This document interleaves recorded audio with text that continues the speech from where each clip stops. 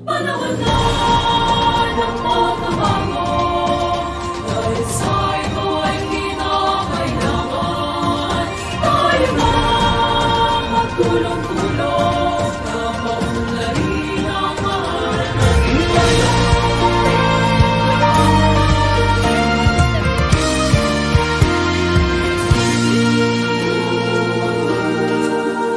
Panahon na ng pagbabago, dahil sa ito ay kinakailangan tayo na magtulong-tulong na paunlarin ang mahal natin ngayon.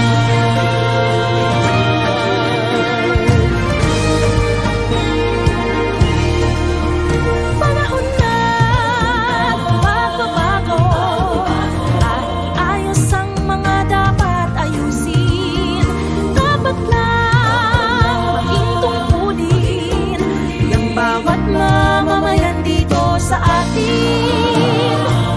Ng pagbabago patungo sa pag-asenso, magsikap ng mabuti at nang kuminhawa tayo.